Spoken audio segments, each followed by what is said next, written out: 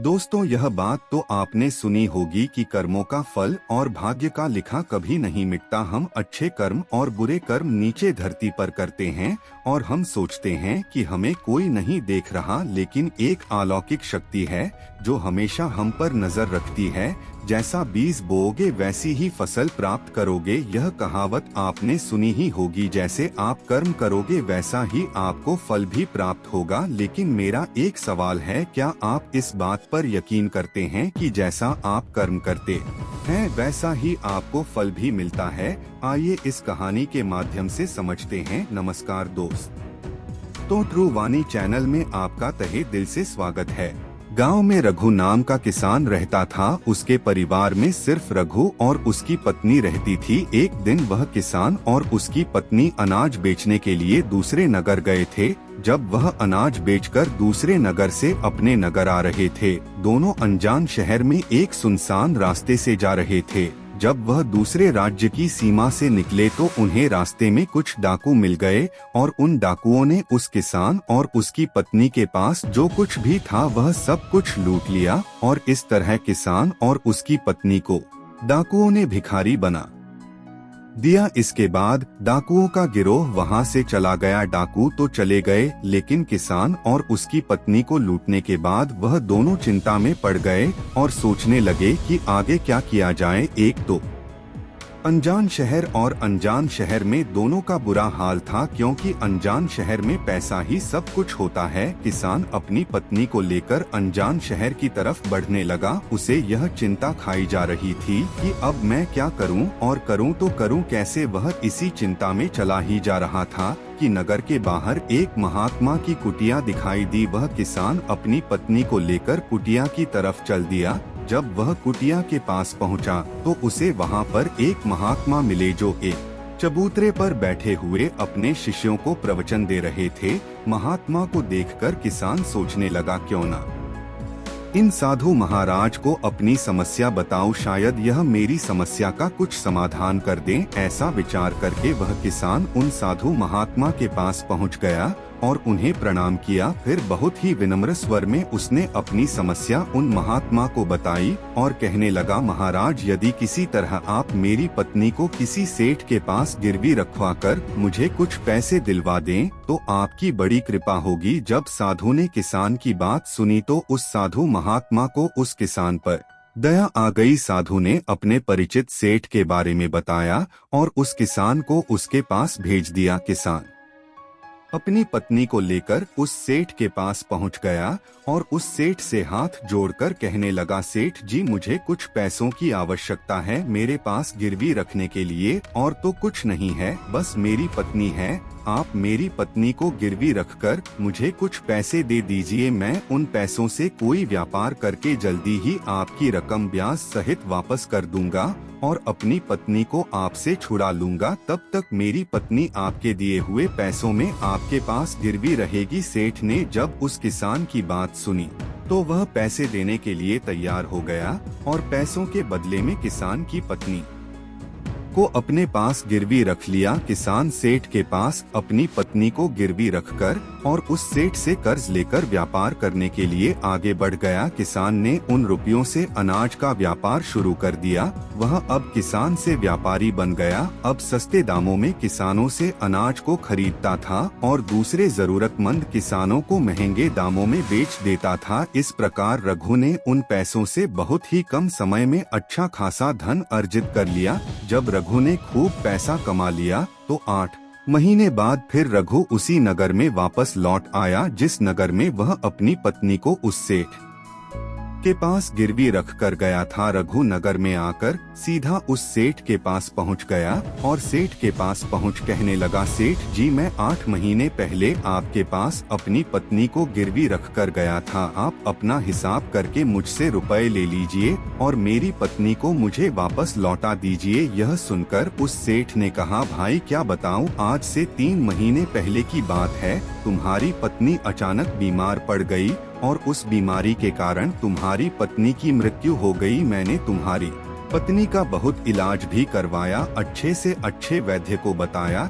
लेकिन मैं फिर भी तुम्हारी पत्नी को नहीं बचा सका। रघु ने जब उस सेठ के मुंह से यह सुना तो रघु यह सुनकर बड़ा दुखी हुआ। फिर थोड़ा धीरज रखकर उस सेठ से बोला, सेठ जी जो होना था वह तो हो चुका है, शायद मेरे नसीब में ही ऐसा लिखा हुआ था। वह मेरे साथ रहती तब भी आयु पूरी होने पर उसे मरना ही पड़ता, होने को कौन टाल सकता है। फिर भी आप अपने पैसे मुझसे ले लीजिए ताकि मुझे इस बात का संतोष हो जाए कि मैंने अपना कर्ज दिया और मैंने आपका कर्ज चुकाकर अपनी पत्नी को गिरवी रखने के कलंक से खुद को बचा लिया। रघु की बात सुनकर वह सेठ बोला, नहीं भाई, अब मैं तुझसे वह पैसे कैसे ले सकता हूँ जब मैं तुम्हारी अमानत ही तुम्हें नहीं लौटा सकता, तो अपना कर्ज वापस लेने का मुझे कोई हक नहीं है। रघु ने बार बार सेठ से अपना कर्ज वापस लेने का आग्रह किया परंतु सेठ नहीं माना। उदास भाव से रघु जब वहाँ से निकला तो रास्ते में फिर उसी स्थान पर पहुँचा गया जहाँ पर वह उन साधु महात्मा से पहली बार मिला था। हमेशा की तरह साधु महात्मा अपने चबूतरे पर बैठे हुए अपने शिष्यों को प्रवचन सुना रहे थे। रघु भी मन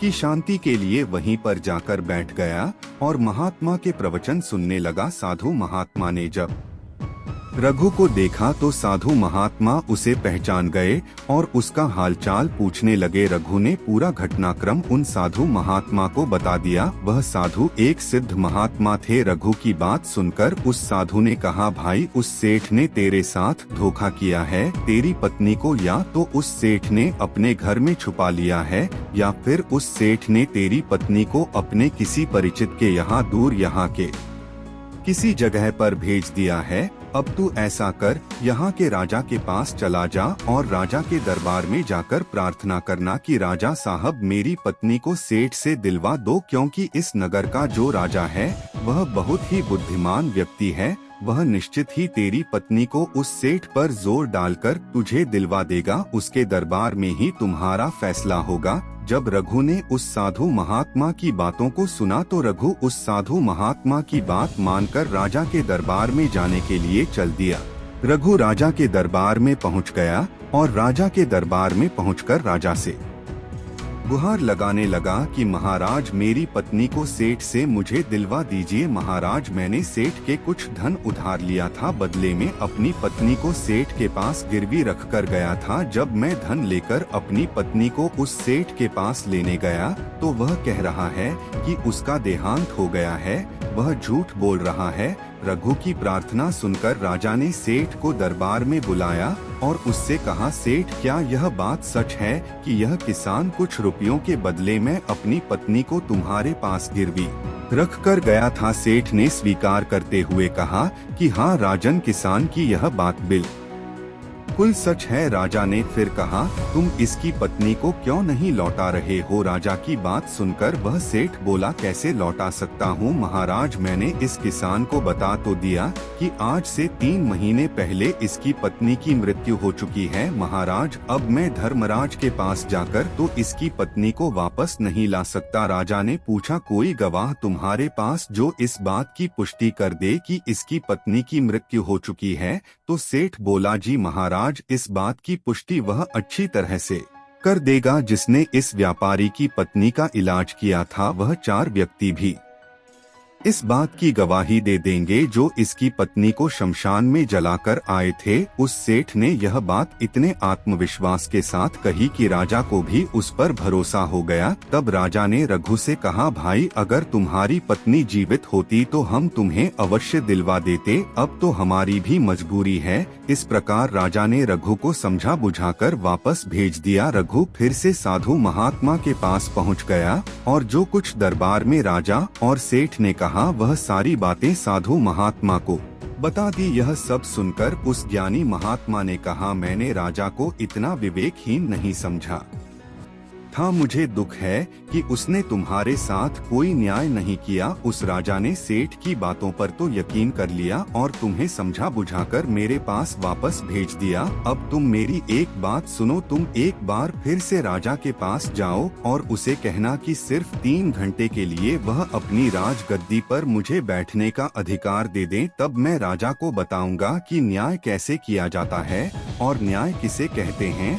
रघु एक बार फिर से राजा के दरबार में पहुंचा और जैसा उस साधु महात्मा ने कहा था उसने राजा से कह दिया। राजा ने रघु की यह बात सुनी तो यह सुनकर राजा ने कहा, मुझे 3 घंटे के लिए राजगद्दी छोड़ने में कोई ऐतराज नहीं है। यदि ऐसा करने से तुम्हें न्याय मिल जाएगा तो मैं 3 घंटे के लिए उस साधु महात्मा के लिए अपनी राजगद्दी छोड़ दूंगा। तुम उन महात्मा को राज दरबार में ले आओ। रघु ने जब राजा के यह वचन सुने तो रघु साधु महात्मा के पास गया और उन साधु महात्मा को राज दरबार में ले आया। जब साधु महात्मा राज दरबार में पहुंच गए तो राजा ने अपनी राजगद्दी उन साधु महात्मा को सौंप दी। फिर राजगद्दी पर विराजमान होते ही साधु महात्मा के सामने उस सेठ को दरबार में प्रस्तुत किया और उससे कहा, सेठ जी, आपने कहा कि इस किसान की पत्नी आपके पास रहते हुए 3 महीने पहले ही स्वर्ग से धार गई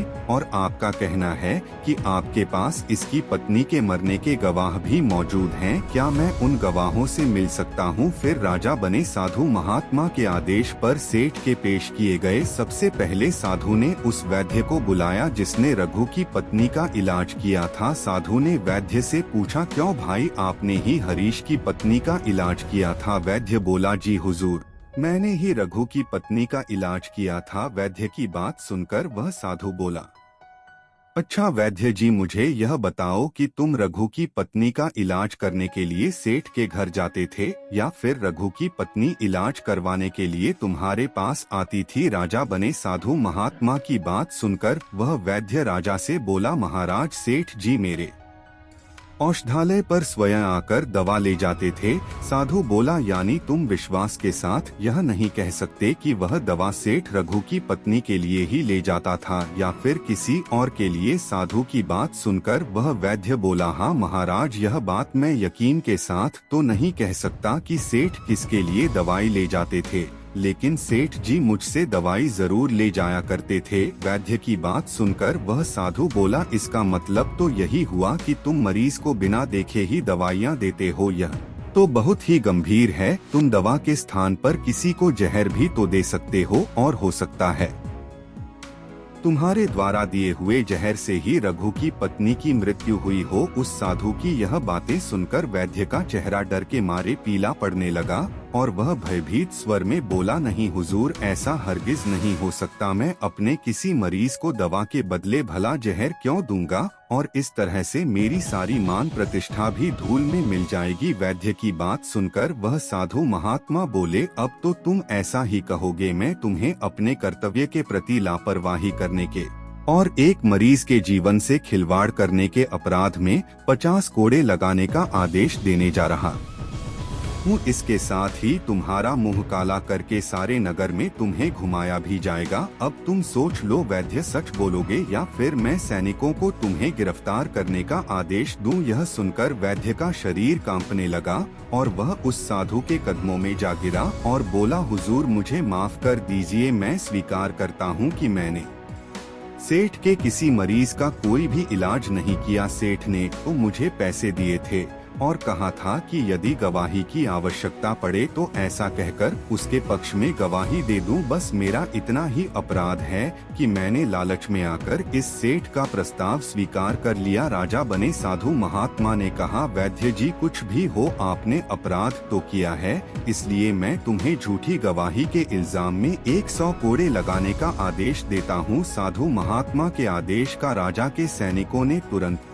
ही पालन किया। पहला कोड़ा लगते ही वह जोर से चीख पड़ा और कहने लगा, महाराज, मुझ पर रहम कीजिए, महाराज, मुझ पर दया कीजिए, मैं मर जाऊंगा। हर कोड़े के साथ उसके गले से करुणामय आवाजें निकलने लगी। उसकी चीखें राज दरबार में गूंज उठी। वैद्य के साथ ऐसा होते हुए देखकर सेठ के गवाह के तौर पर बुलाए गए उन 4 व्यक्तियों के कलेजे दहल गए जिन्होंने रघु की पत्नी को शमशान में ले जाकर जलाने की बात करी थी। अब बारी उन 4 गवाहों की आई। साधु महात्मा ने उनसे पूछा, तुम लोगों का कहना है कि तुम 4 ने इस रघु किसान की मृत पत्नी का शव ले जाकर शमशान में उसे जलाकर आए थे। मुझे यह बताओ कि अंतिम संस्कार से पहले जब मृत शरीर को स्नान कराया जाता है फिर उसे कफन में लपेटकर धरती पर रखा जाता है। स्नान के दौरान क्या तुमने उस स्त्री का मृत शरीर देखा? यह सुनकर उस सेठ के चारों गवाह कहने लगे, नहीं हुजूर, उसका मृत शरीर तो हमने देखा ही नहीं था। जब सेठ जी ने अर्थी तैयार कर ली थी उसके बाद ही हम उसे शमशान में ले गए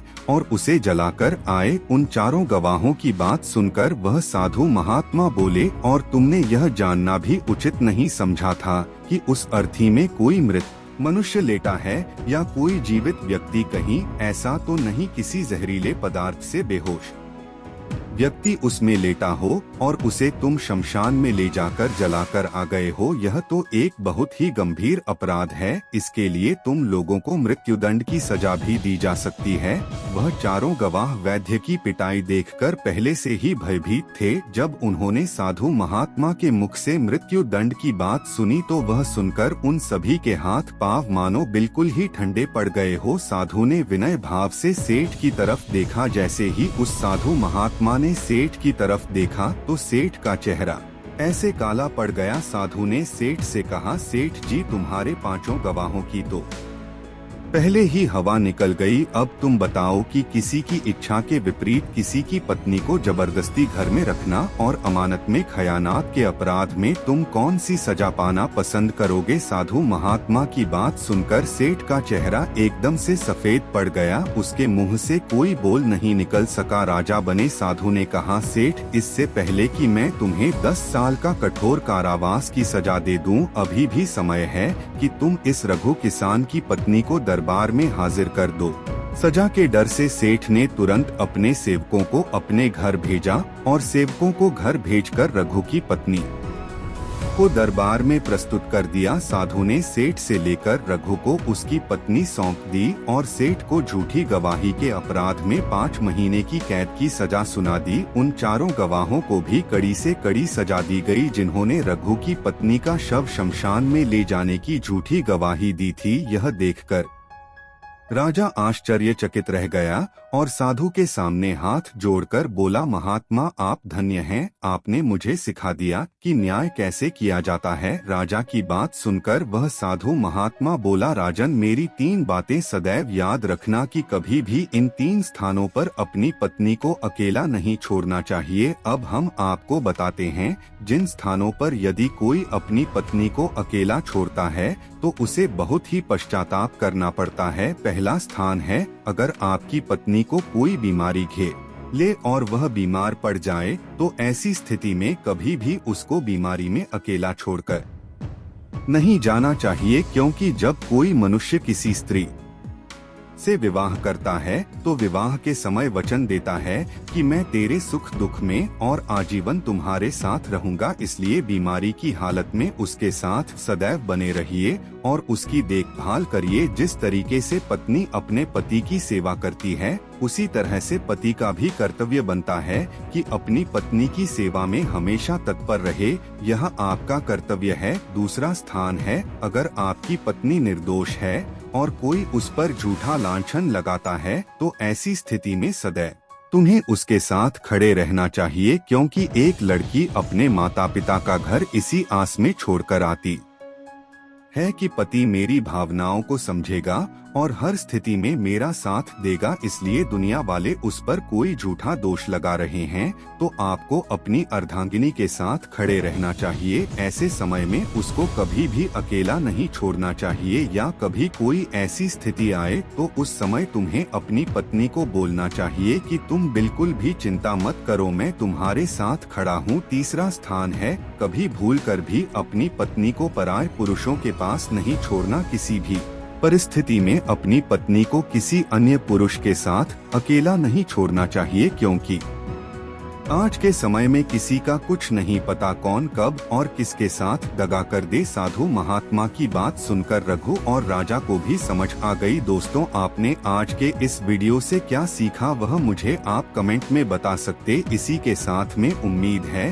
कि आपको आज की वीडियो पसंद आई होगी, तो इस वीडियो को उस इंसान को शेयर करें जिससे यह कहानी सुनने की जरूरत है, और उसी के ठीक बाद ऑडियो को लाइक और चैनल को सब्सक्राइब कर बेल आइकन दबा ले। तो चलिए फिर मिलते हैं ऐसी एक और नई वीडियो में एक नए मैसेज के साथ। तब तक के लिए अपना ख्याल रखें। धन्यवाद और नमो बुद्धाय।